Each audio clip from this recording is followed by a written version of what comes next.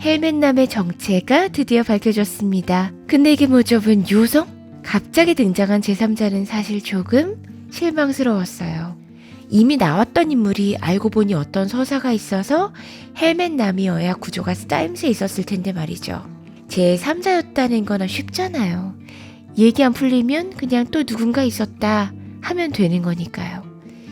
하지만 후반부에 풀리는 이야기를 보니 유호성이 나올만 하긴 해요. 처음엔 송민아 아빠라고 해서 너무 같다 싶었어요. 딸이 가출을 하고 그렇게 돌아다니는 동안 방치하다가 죽고 나서 이렇게 밀착해서 추적을 하다니요. 그동안 뭐였대? 근데 그게 아니었죠. 자, 6화 내용을 간략히 추려볼게요. 우선 하빈이가 절대 알면 안 될 충격적인 일이 있었습니다. 지수가 죽기 전날의 비밀이 풀렸죠. 아빠가 집에 갔다가 가스를 열어놓고 하빈이와 함께 죽으려고 하는 지수를 말렸어요. 자기가 한 실수 때문에 모두가 힘들어하는 것에 많은 죄책감을 느끼는 태수가 엄마를 끝까지 다독여요. 하빈이한테 자신은 남이라고요. 엄마마저 없으면 하빈이는 고아라고요.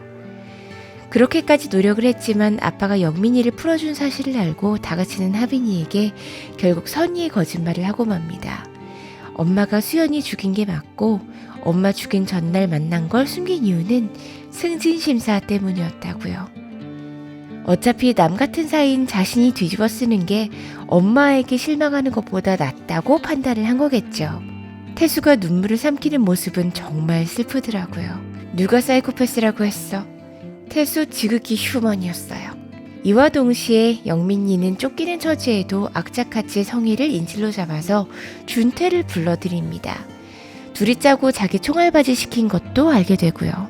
화나서 준태를 때리려는데 온몸 던져서 막는 성희를 보고 현타가 세게 오죠. 여러모로 너무 불쌍한 영민이었습니다. 물론 가출밴 멤버들이 떠나갈까봐 가두고 폭행을 했던 건 정말 나쁜 게 맞지만요. 낙동강 오리알이 된 영민이는 결국 혼자 죽을 수 없어 태수에게 다 털어놓으려고 했고 이게 진짜 죽음을 불렀죠. 전형적인 사망 플래그. 알고 있는 거 다 말할게요를 시전해요. 자, 이제 누가 영민이를 죽였냐 게임이 다시 시작됩니다. 용의자는 셋. 영민이 죽기 전 찾아온 하빈. 그리고 하빈이를 영민이 있는 곳으로 데려다준 헬멧남. 그리고 마지막은 그런 헬멧남을 쫓고 있는 준태죠. 하빈이는 아빠가 사실을 말 안 해준다는 걸 직감으로 알았기 때문에 영민이를 다시 찾습니다. 그리고 진짜 무섭게 칼로 막 찌르면서 엄마가 수연이 죽인 게 맞냐고 다그쳐요. 영민이는 결국 지수가 죽인 게 아니고 하빈이가 죽인 걸까봐 지수가 묻은 거라고 실토하죠. 그 사실을 듣고 자리를 박차고 나가는 하빈이와 그런 하빈이를 계속 지켜보는 헬멧남, 그리고 헬멧남을 지켜보는 준태. 준태가 등장할 때 진짜 깜짝 놀랐어요. 아버지 제발 그만 좀 하세요라고 절규를 하는 걸 보니 아빠가 어지간히 아들인 준태 일에 개입을 했던 것 같습니다. 헬멧남 유호성은 준태 아버지였고 준태와의 관계가 애매해요. 마지막 장면은 영민이 죽어있고 또다시 10년 전 하빈이가 죽었을 때처럼 손에 피칠갑을 한 하빈이가 서 있습니다. 그리고 태수는 하빈이를 믿기로 한 것 같아요. 저도 이번 역시 하빈이는 아닌 것 같은데요. 범인은 준태이지 않을까 싶어요. 무슨 병인진 모르겠으나 자기가 사람을 죽이고 기억을 못하죠. 그리고 그런 준태를 계속 커버해주는 아버지. 너는 아무것도 안 했어. 아무것도 모르는 거야? 라고 하거든요. 송민아의 목을 조르는 준태의 모습이 나왔고 동시에 구경장이 성희 아들과 얘기를 나누다가 송민아와 준태가 아는 사이였으며 미나가 준태를 좋아했다는 사실이 나오죠.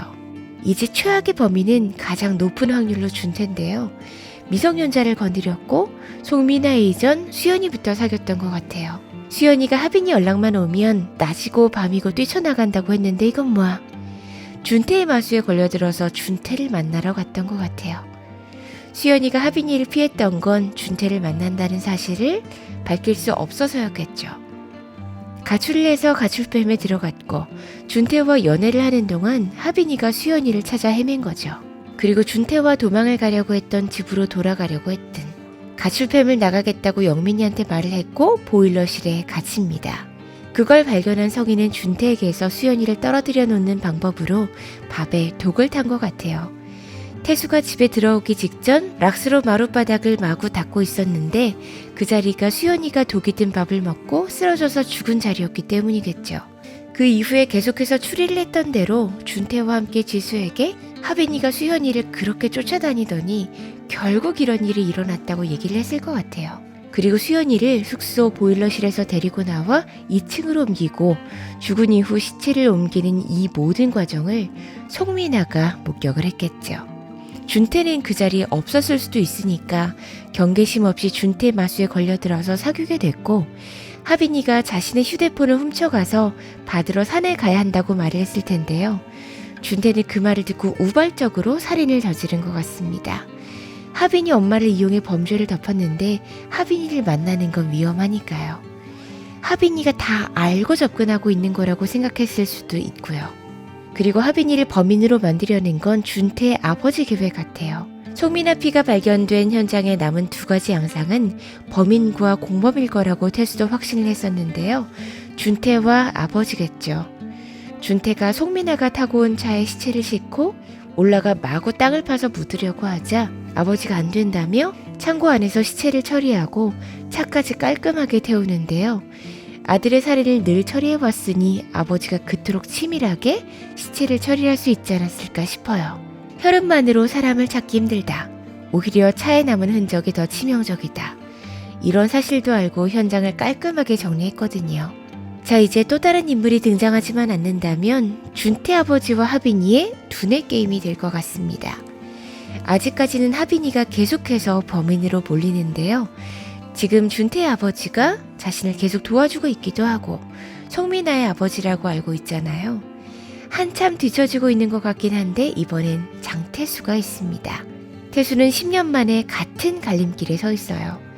딸을 의심하는 길을 한 번 선택했었고 그 한 번의 실수가 초래한 비극을 아직도 겪고 있죠. 이번엔 다른 선택을 하려는 것 같아요. 하빈이를 믿는다는 전제하에 이제는 경찰의 추적을 따돌려야 합니다. 그게 후반부로 갈수록 삐끗하긴 하지만 아직까진 엄청난 몰입도로 휘몰아치는 이침배인데요. 마지막까지 아나여우와 함께 하실 거죠? 저는 다른 이야기로 돌아올게요. 아나여우 구독